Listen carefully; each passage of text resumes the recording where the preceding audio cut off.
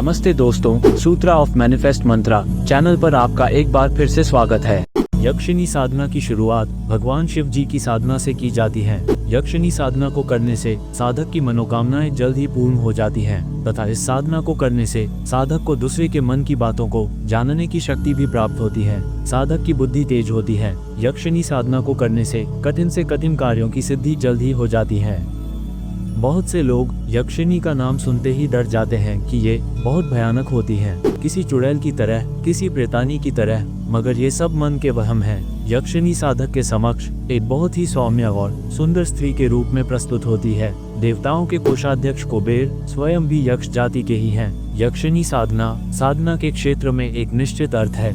यक्षिणी प्रेमिका मात्र ही होती है, भोग्या नहीं, और यूं भी कोई स्त्री भोग की भावभूमि तो हो ही नहीं सकती। वह तो सही अर्थों में सौंदर्य बोध, प्रेम को जागृत करने की भावभूमि होती है। यद्यपि मन का प्रस्फुटन भी दैहिक सौंदर्य से होता है, किंतु आगे चलकर वह भी भावनात्मक रूप में परिवर्तित होता है या हो जाना चाहिए। और भावना का सबसे श्रेष्ठ प्रस्फुटन तो स्त्री के रूप में सहगामिनी बनाकर एक लौकिक स्त्री के संदर्भ में सत्य है, तो क्यों नहीं यक्षिणी के संदर्भ में सत्य होगी। वह तो प्रायः कई अर्थों में एक सामान्य स्त्री से श्रेष्ठ स्त्री होती है।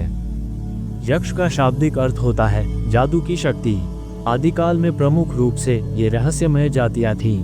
देव, दैत्य, दानव, राक्षस, यक्ष, गंधर्व, अप्सराएं, पिशाच, किन्नर, वानर, रीछ, भल्ल, किरात, नाग आदि ये सभी मानवों से कुछ अलग थे। इन सभी के पास रहस्यमय ताकत होती थी और ये सभी मानवों की किसी न किसी रूप में मदद करते थे। देवताओं के बाद देवीय शक्तियों के मामले में यक्ष का ही नंबर आता है। कहते हैं कि यक्षिणियां सकारात्मक शक्तियां हैं तो पिशाचिनियां नकारात्मक।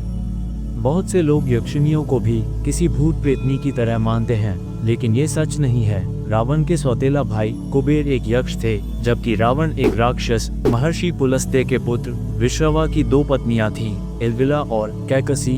इलविला से कुबेर और कैकसी से रावण, विभीषण, कुंभकर्ण का जन्म हुआ। इलविला यक्ष जाति से थी तो कैकसी राक्षस। जिस तरह प्रमुख 33 देवता होते हैं, उसी तरह प्रमुख 8 यक्ष और यक्षिणियां भी होते हैं। गंधर्व और यक्ष जातियां देवताओं की ओर थीं तो राक्षस, दानव आदि जातियां दैत्यों की ओर।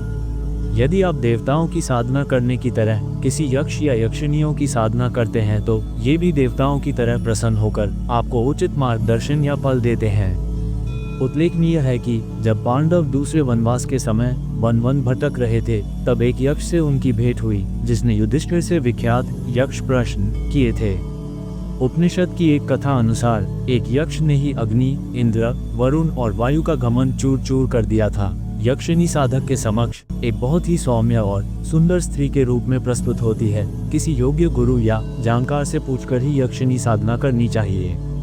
शास्त्रों में अष्ट यक्षिणी साधना के नाम से वर्णित ये साधना प्रमुख रूप से यक्ष की श्रेष्ठ रमणियों की है।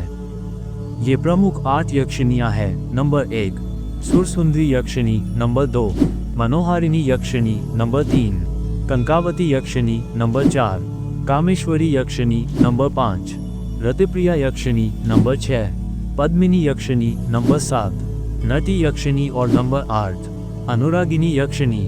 प्रत्येक यक्षिणी साधक को अलग अलग प्रकार से सहयोगिनी होकर सहायता करती है, अतः साधक को चाहिए कि वह 8 यक्षिणियों को ही सिद्ध करने के लिए किसी योग्य गुरु या जानकार से इसके बारे में जाने। मूल अष्ट यक्षिणी मंत्र है ओम ऐ श्रीं अष्ट यक्षिणी सिद्धिम सिद्धिम देहि नमः।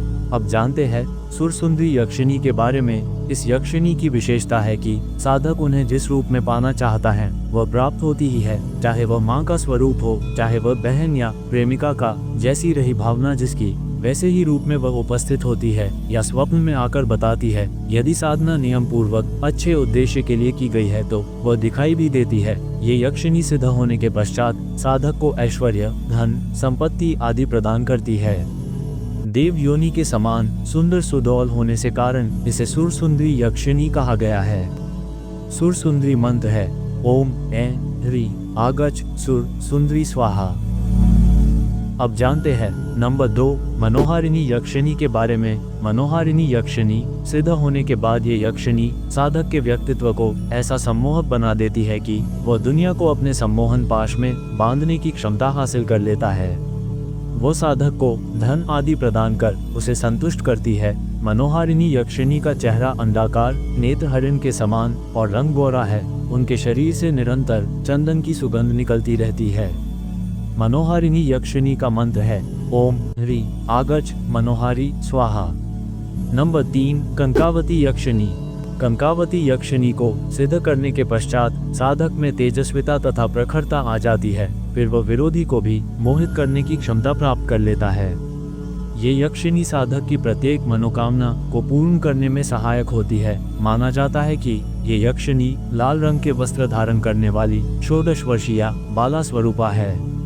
कंकावती यक्षिणी का मंत्र है ओम ह्री हूं रक्ष कर्मणि आगच कंकावती स्वाहा। नंबर 4, कामेश्वरी यक्षिणी। ये साधक को पौरुष प्रदान करती है तथा पत्नी सुख की कामना करने पर पूर्ण पत्नीवत रूप में उपस्थित होकर साधक की इच्छा पूर्ण करती है। साधक को जब भी किसी चीज की आवश्यकता होती है तो वह तत्क्षण उपलब्ध कराने में सहायक होती है। ये यक्षिणी सदैव चंचल रहने वाली मानी गई है। इसकी यौवन युक्त देह मादकता छलकती हुई बिंबित होती है। कामेश्वरी यक्षिणी का मंत्र है ओम क्री कामेश्वरी वश्य प्रियाय क्री ओम।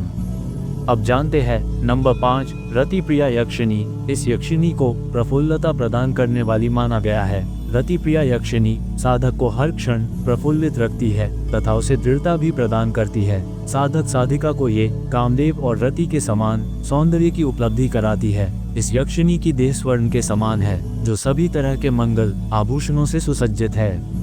रति प्रिया यक्षिणी मंत्र है ओम ह्री आगच आगच रति प्रिया स्वाहा। नंबर 6, पद्मिनी यक्षिणी। पद्मिनी यक्षिणी अपने साधक में आत्मविश्वास व स्थिरता प्रदान करती है तथा सदैव उसे मानसिक बल प्रदान करती हुई उन्नति की ओर अग्रसर करती है। ये हमेशा साधक के साथ रहकर हर कदम पर उसका हौसला बढ़ाती है। श्यामवर्णा, सुंदर नेत्र और सदा प्रसन्नचित्त करने वाली ये यक्षिणी अत्यधिक सुंदर देह वाली मानी गई है। पद्मिनी यक्षिणी का मंत्र है ओम ह्री आगच आगच पद्मिनी स्वाहा। नंबर 7, नटी यक्षिणी। ये यक्षिणी अपने साधक की पूर्ण रूप से सुरक्षा करती है तथा किसी भी प्रकार की विपरीत परिस्थितियों में साधक को सरलता पूर्वक निष्कलंक बचाती है। ये सभी तरह की घटना दुर्घटना से भी साधक को सुरक्षित बचा ले आती है। उल्लेखनीय है कि नटी यक्षिणी को विश्वामित्र ने भी सिद्ध किया था। नटी यक्षिणी मंत्र है ओम ह्री आगच आगच नटी स्वाहा। अब जानते हैं नंबर 8, अनुरागिनी यक्षिणी। ये यक्षिणी यदि साधक पर प्रसन्न हो जाए तो वह उसे नित्य धन मान यश आदि से परिपूर्ण तृप्त कर देती है। अनुरागिनी यक्षिणी शुभ्रवर्णा है और यह साधक की इच्छा होने पर उसके साथ रास उल्लास भी करती है। अनुरागिनी यक्षिणी का मंत्र है ओम ह्री अनुरागिनी आगच स्वाहा। तो दोस्तों, ये थी अष्ट यक्षिणी के बारे में जानकारी। अगर आप इनमें से किसी भी यक्षिणी की साधना की पूरी विधि जानना चाहते हैं तो कमेंट में उस यक्षिणी का नाम लिखें और मैं उस पर पूरी विधि के अनुसार वीडियो बना दूंगा। दोस्तों, अगर आपको ये जानकारी पसंद आए हो तो कृपया वीडियो को लाइक करें और चैनल को सब्सक्राइब करें ताकि मैं आपके लिए ऐसे ही वीडियो लाता रहूं। धन्यवाद।